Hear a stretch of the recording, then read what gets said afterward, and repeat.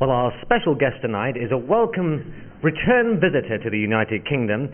10 years since his last visit to these shores, and and I'm not dancing with him. It's Chris Montez from the United States. Welcome to the Record Collectors, Chris. Hello, everyone. I'm glad to be here, and I'm having a great time. Well, that's what they all say initially. I mean, what do you think of it really? Well, I'm no serious. In fact, before I came here, they found me at the pub having a quite of a drink with the locals here.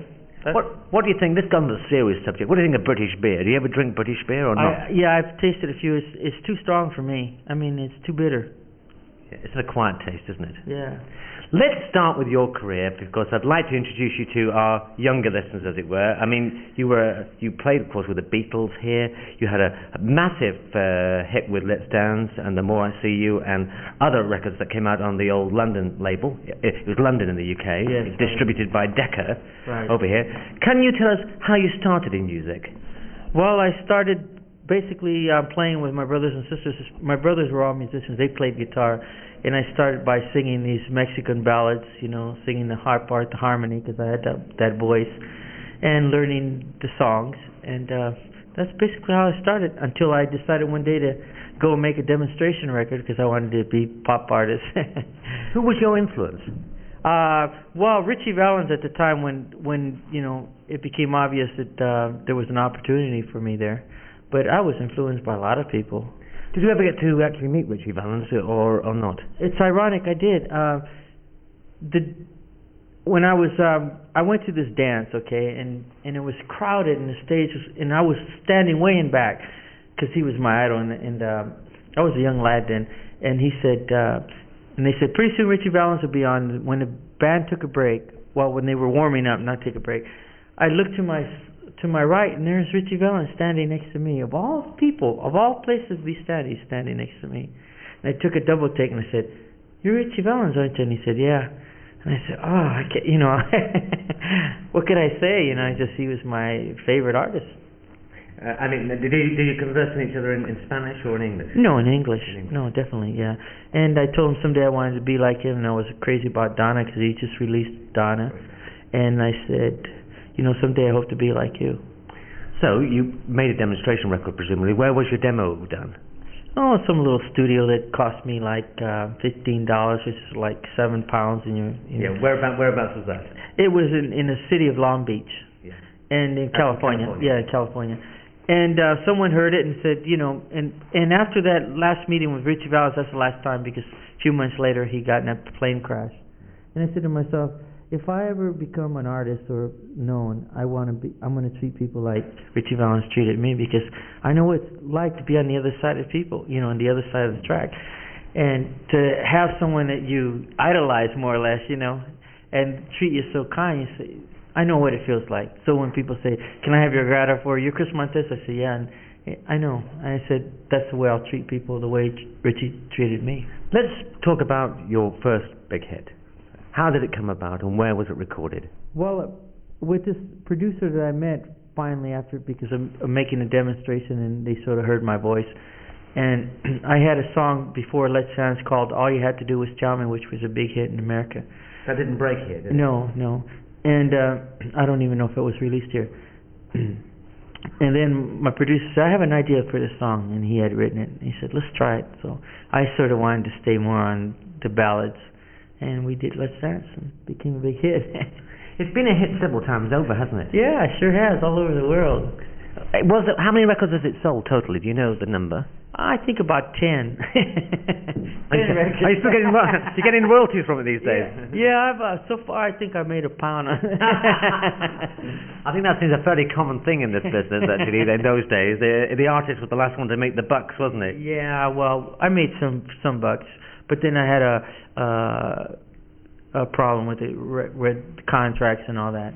Right. And then I decided to leave, and I had to sign some of my rights to leave the company, or I'd be in contractual agreement for next 5 years. And I said, no, I'm going to go. And so I decided to go to school. And then one day I came into this friend that I knew he was a writer, and he said, I'm going to go pick up some songs I left at this company with Herb Alpert. And I said, okay. He said, come along with me. I said, okay, I'll go. And then Albert pops out and he said, "I'm sorry, I couldn't use the song. They don't do anything for me."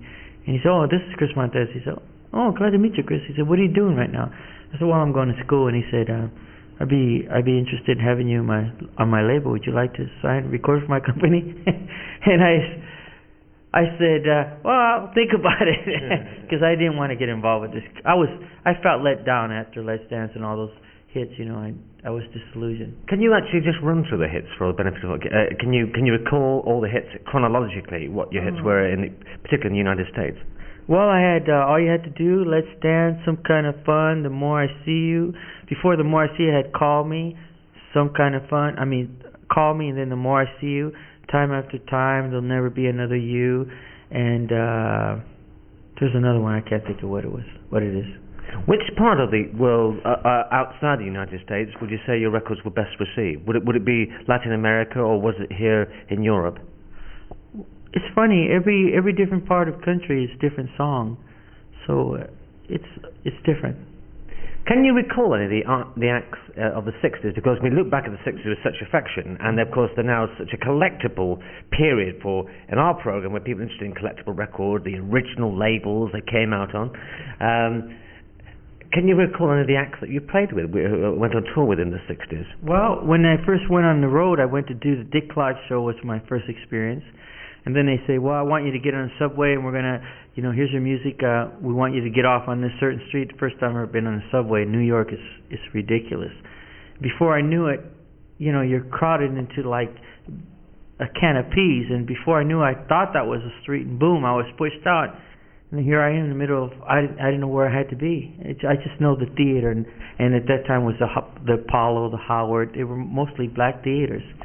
And I got off, and I'm a young guy with a suitcase and a guitar in my hand, and all of a sudden this tall black fella says, "Can I carry your suitcase for you? I'll carry your suitcase for $2." And I said, "Sure, because I said, why not? I figured this guy needed $2, and I needed a friend for a second, And he was a big guy, and we went through the middle of Harlem, the probably some of the hardest parts of Harlem, and and because I was with him, he was like my bodyguard. He takes me to the theater, and I give him a few dollars, and that was how it happened.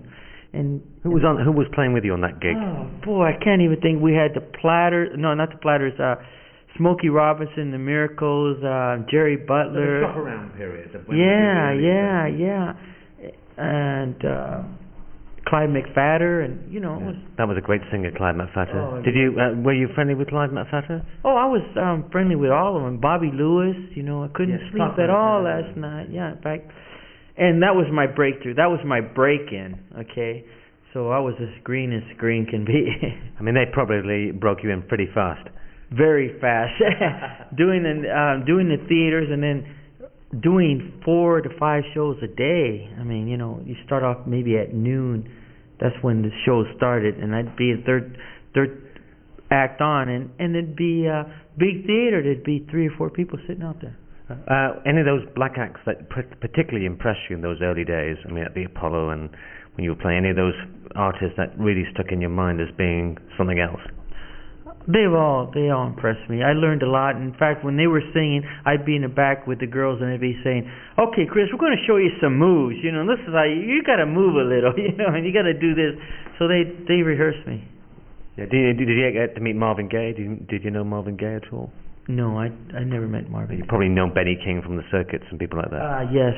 In fact, I traveled with the Sam Cooke tour, was his show, and he took kindly to me. He made sure everything was fine. He'd always come up to me and say, "How's everything, Chris? Everything all right? Anything you need, tell me. I'll take care of you."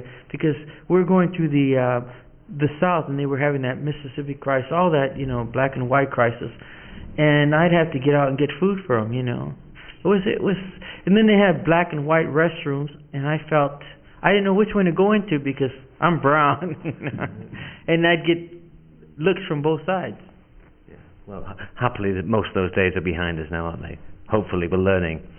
Let's move on a little bit to coming to Europe, and you're touring in Europe. You toured with the Beatles.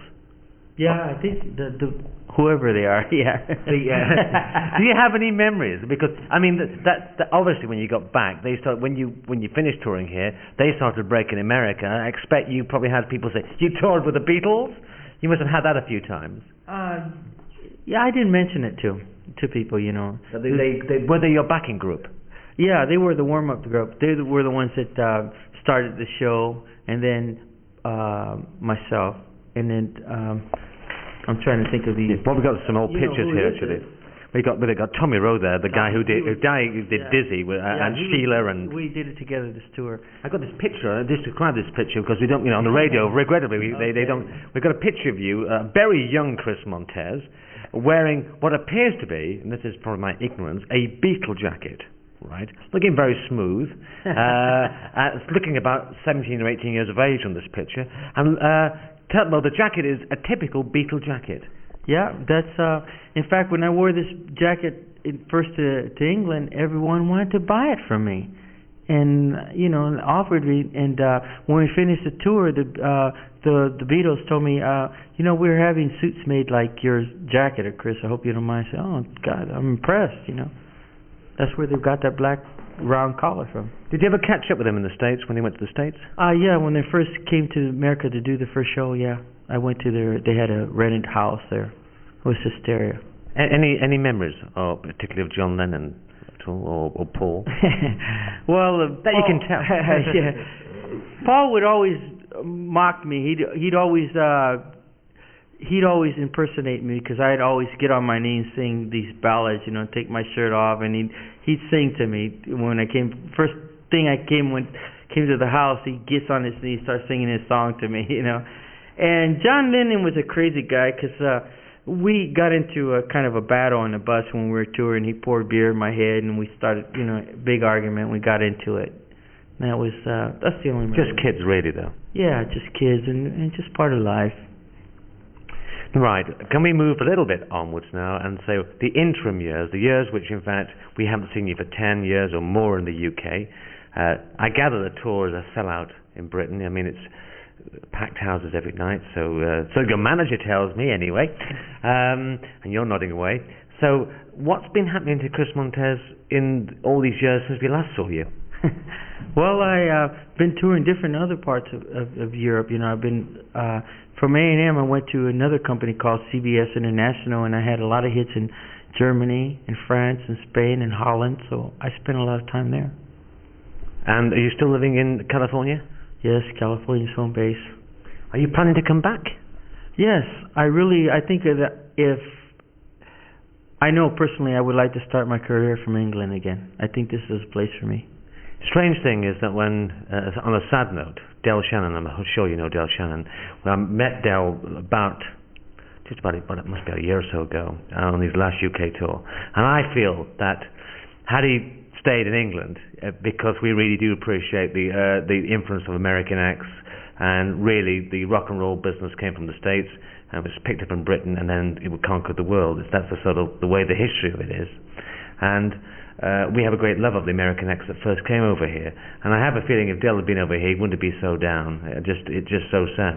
Just hope that you decide, in fact, to make this your home. I'm sure you'd find a great welcome here. Let's go out with your big hit record, Let's Dance. And I have to say, as soon as you've got some new product out, we're only too pleased to play it on the Collectors. Is there anything? I've got one question. Is there anything what would you consider your rarest recording? Because your records were collected in America in a magazine called Goldmine. You've probably heard of it, Goldmine. And your records fetched, some of your albums earlier fetched, maybe sort of $50, $60 for the early albums. Is there anything particularly collectible that we could look out for? Anything springs to mind. Your first album in the States was called Let's Dance. On the label? Yes. You mean which songs? Well, no, which was the label in the States? Era. Yeah, Monogram Records. Right. Yeah, I think one of the collectibles would be All You Had to Do Was Tell Me, which was a beautiful song. And that was pretty well. That's what got me started. I don't know if we actually got this in our library. It's in the Let's Dance album. Right, we'll do our best to find it. Okay. On behalf of all our listeners, thank you very much, and come back soon, won't you? Definitely will. Can you say goodbye in Spanish? Hasta luego, los encontramos otra vez.